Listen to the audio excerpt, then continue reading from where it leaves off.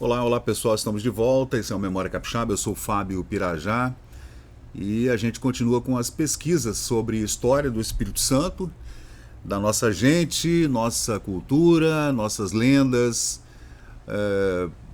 personagens históricos, famosos ou anônimos, muito mais dando ênfase a esses anônimos que realmente fazem a história do local, né, gente? Tem tanta história bacana aqui que a gente inclusive já trouxe aqui no canal. Se você tiver curiosidade, é só entrar no Memória Capixaba no YouTube ou também no Facebook. Lá você vai encontrar histórias incríveis de pessoas comuns, de gente que fez à base de muita luta, sangue, suor, amor, a história do nosso Espírito Santo. Uma capitania original, né, da colonização portuguesa aqui nas Américas, uma das mais antigas, né?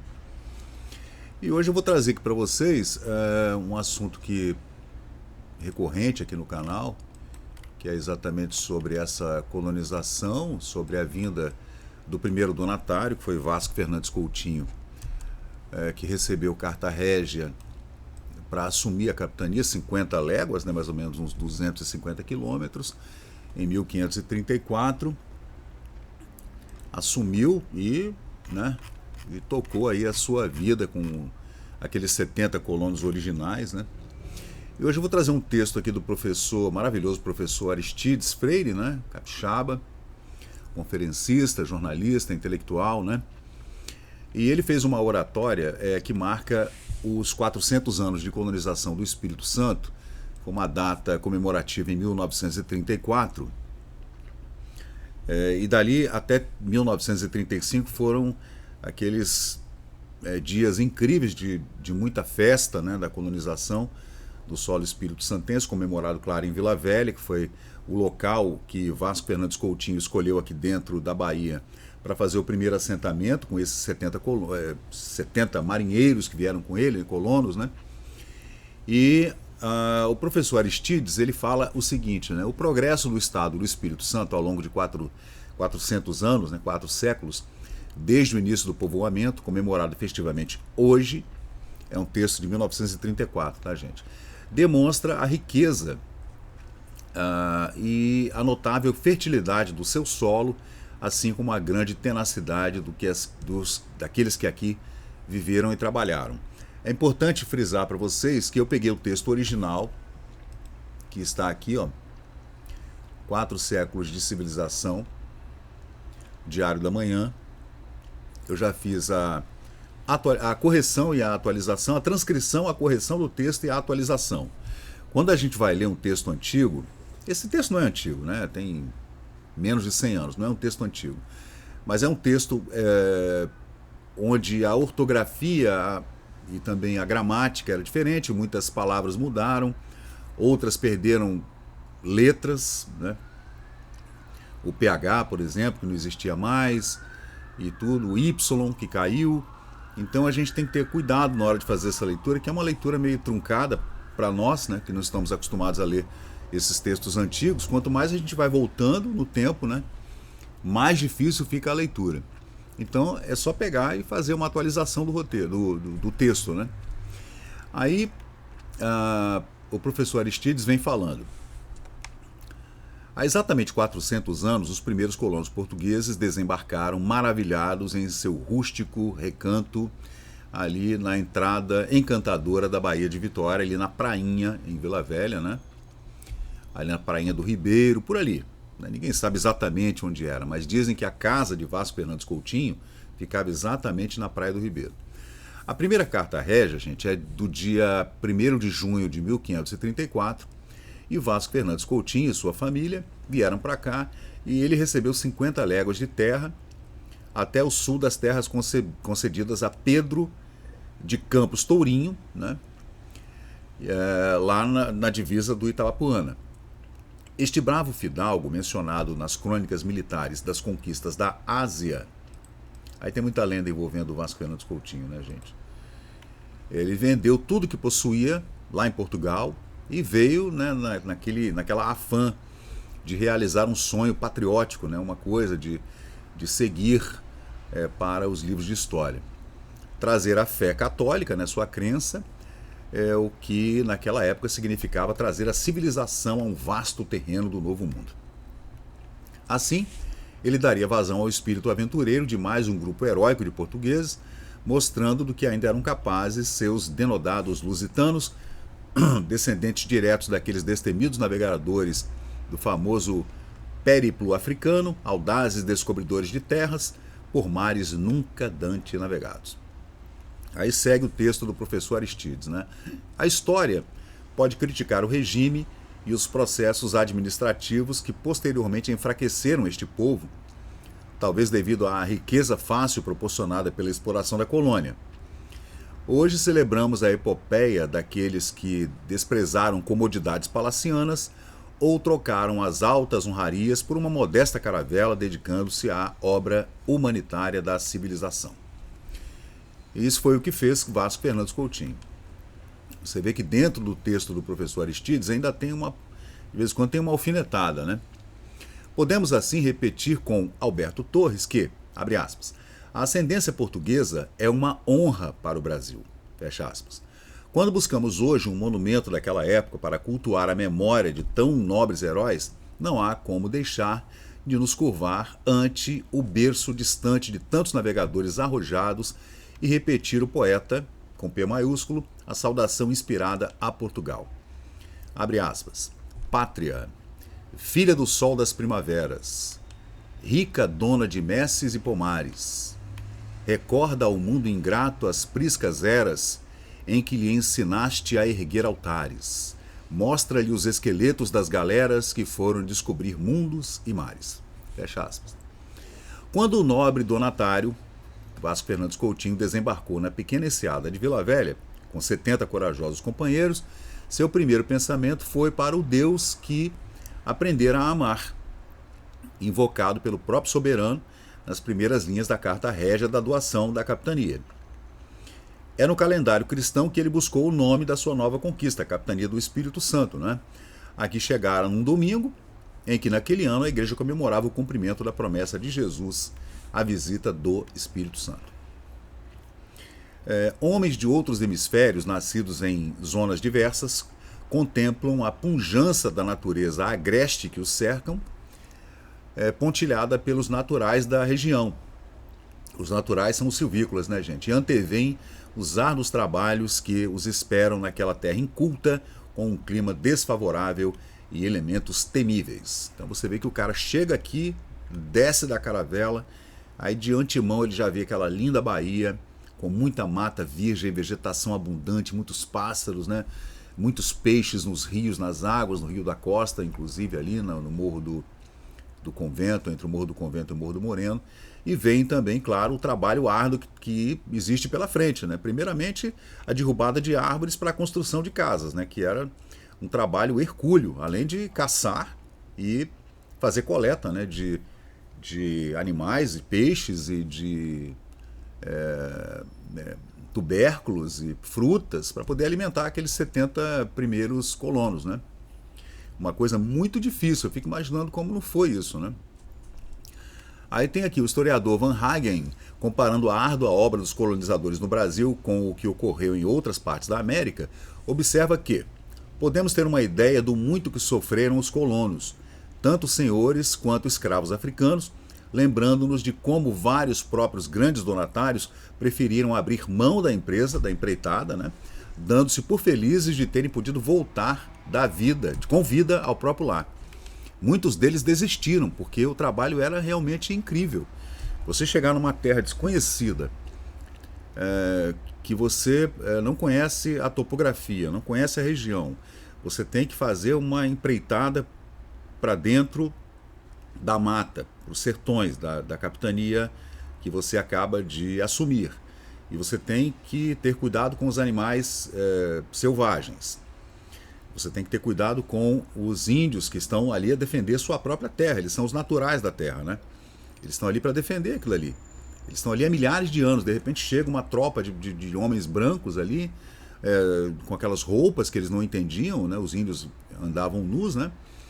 E você vê a dificuldade que deve ter sido essa primeira empreitada, que muitos desses primeiros aventureiros simplesmente voltavam para Portugal simplesmente agradecidos de não terem morrido aqui, né? E isso aconteceu durante muito tempo, até a Dona Carlota Joaquina, aquela lenda fantástica, a gente não sabe se é verdade ou não, que ela, quando subiu nos navios ingleses para voltar para Portugal, quando a família real voltou para Portugal, ela pegou os sapatos, né, e jogou toda a areia da praia do Brasil no oceano ali, no Rio de Janeiro, dizendo que nunca mais voltaria para cá, que estava dando graças a Deus de ir embora daqui, né? A mãe de Dom Pedro I.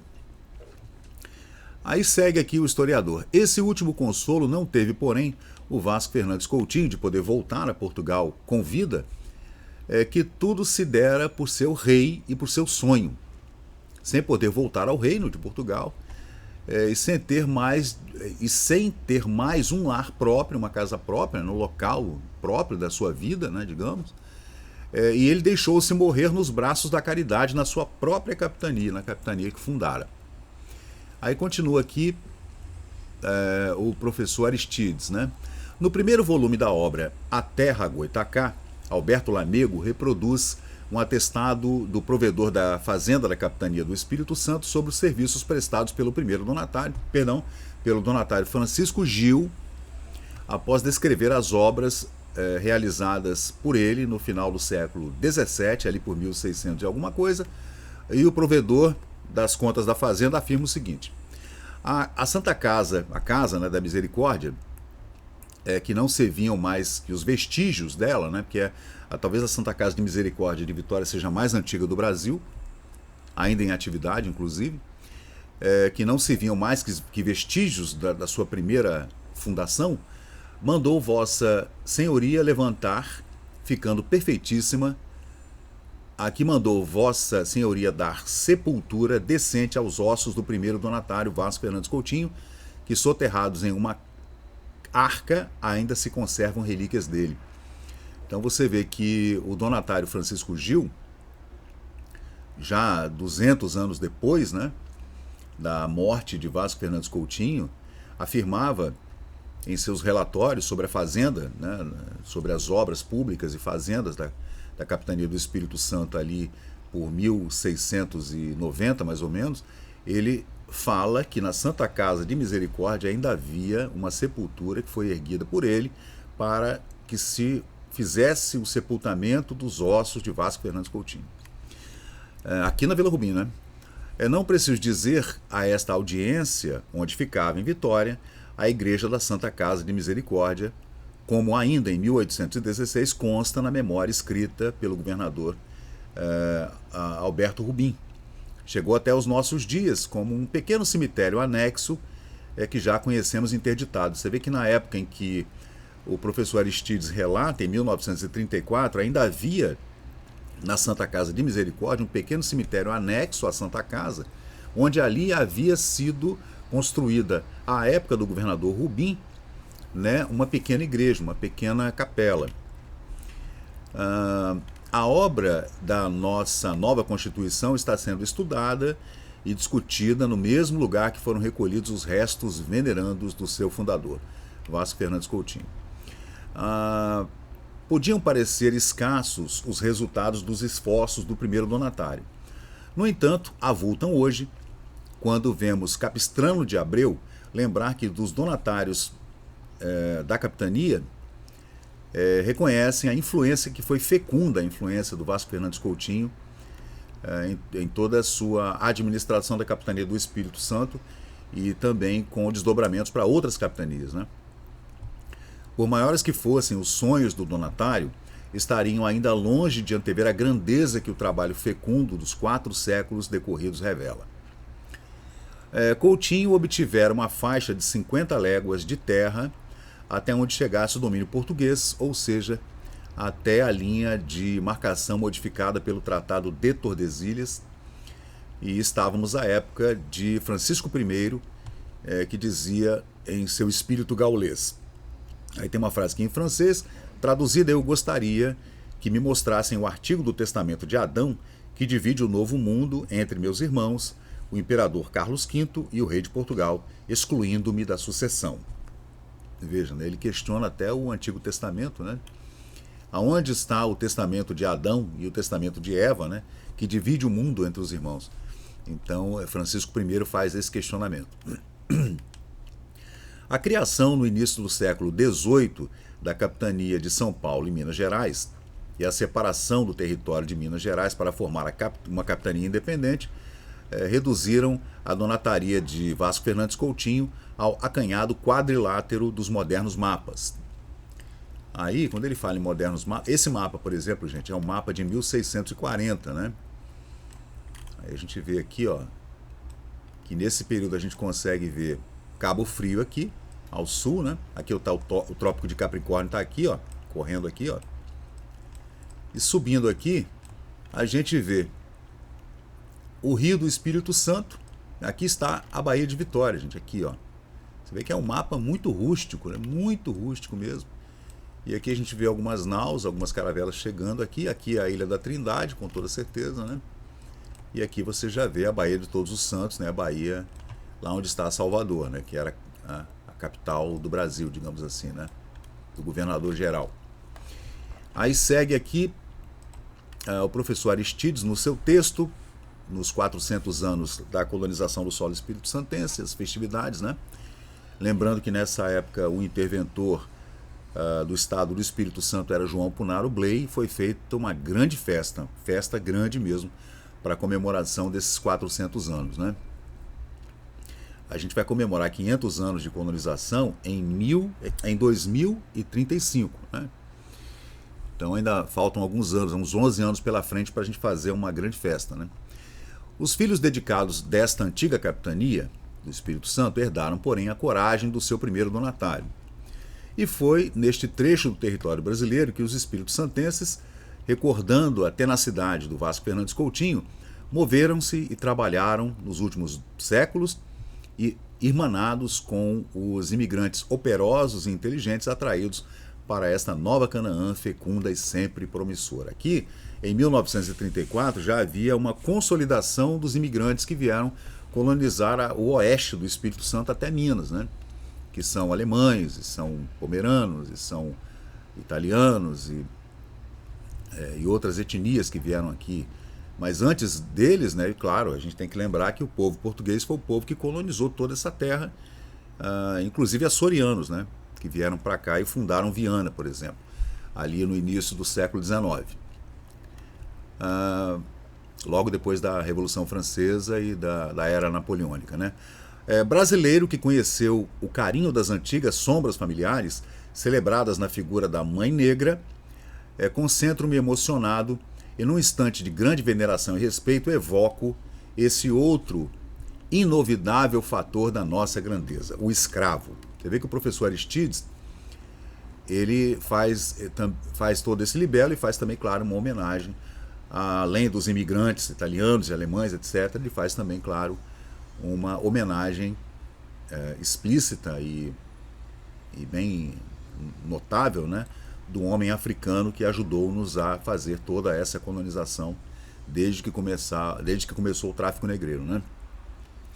Irmanados com os primeiros e até a República, secundados por este, pudemos cobrir nossas fertilíssimas baixadas de canaviais e engenhos, subimos nossos morros e montes com a semente do café, que é o nosso orgulho. Em certo momento, adotamos um plano administrativo arrojado para explorar inúmeras indústrias em nosso solo, aproveitando as cachoeiras que temos. Espalhamos agora, em algumas de nossas planícies, a promessa do cacau, que cobrimos alguns dos nossos vales com a verdura dos laranjais.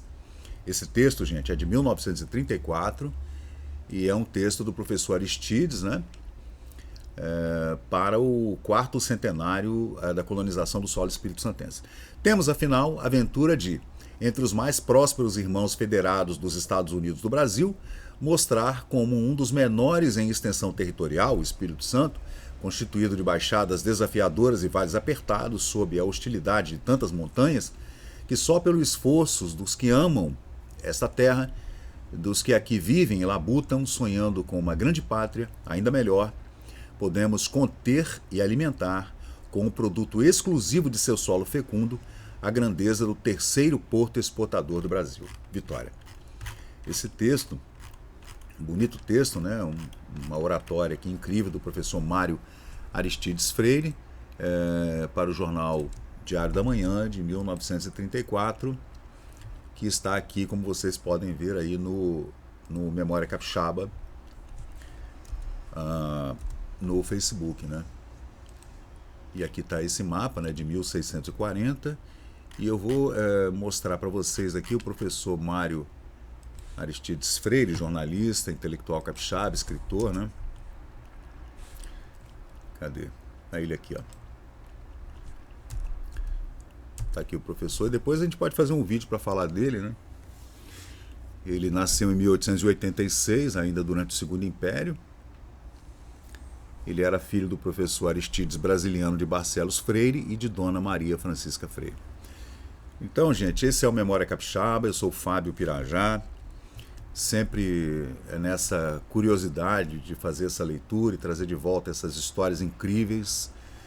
E eu posso até mostrar para vocês rapidamente aqui também, dentro aqui do Memória Capixaba, até mostrando como faz a pesquisa.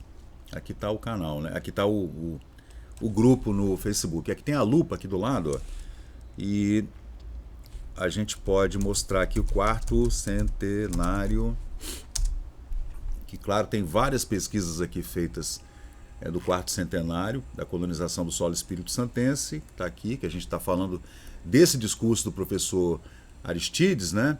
Falando exatamente sobre essas festas que aconteceram aqui no dia 23 de maio de 1935. Mas foi mais ou menos um ano de festividades, né? Aí tem muitas fotografias.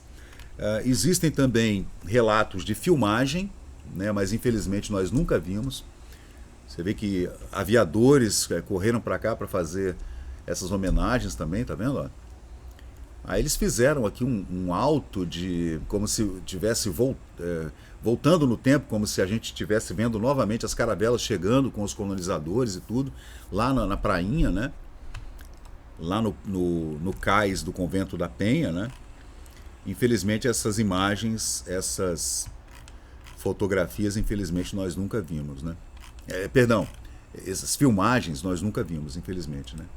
E tá aí a grande festa que aconteceu lá no Parque da Prainha, em frente à Igreja do Rosário, em 23 de maio de 1935. Então é isso aí, pessoal. Esse é o Memória Capixaba. E a gente está sempre lendo, né? Tirando essas dúvidas e fechando essas lacunas, encontrando algum documento diferente, como esses mapas que eu encontrei aqui na Universidade do Wisconsin. Tem mapas incríveis aqui da América do Sul, gente. Aqui é da biblioteca de Barry Lawrence Ruderman, que é um antiquário de mapas, especialista em cartografia, que inclusive faz a venda desses mapas em vários tamanhos, né, para você moldurar, colocar na parede, né, da sua sala, do seu escritório, né, para quem realmente gosta desse tipo de arte, né, cartográfica, que eu acho interessante, eu adoro também, acho sensacional esses mapas antigos. E esse mapa aqui é mais ou menos da época em que o professor Aristides discorreu ali sobre a colonização do solo espírito santense, né? É um mapa aqui de 1930, 31 mais ou menos, ó, do Espírito Santo, do litoral brasileiro, né? E a gente vê aqui com bastante detalhes, né? O mapa, inclusive o mapa da entrada aqui da Bahia do Espírito Santo, aqui onde chegou o Vasco Fernandes Coutinho em 1534 com a sua carta para assumir a capitania, né? Isso ainda antes do Tratado de Tordesilhas. Então é isso aí, gente. Esse é o Memória Capixaba, eu sou o Fábio Pirajá e a gente volta a qualquer momento com vídeos inéditos todos os dias às 10 horas da manhã aqui no nosso canal no YouTube. Valeu, pessoal, obrigado e vamos em frente. E chegamos ao final de mais um vídeo aqui do Memória Capixaba. E se você curtiu o conteúdo, por favor deixe seu like, compartilhe aqui o nosso canal e inscreva-se para mais novidades. Até a próxima e muito obrigado por participar aqui do Memória Capixaba.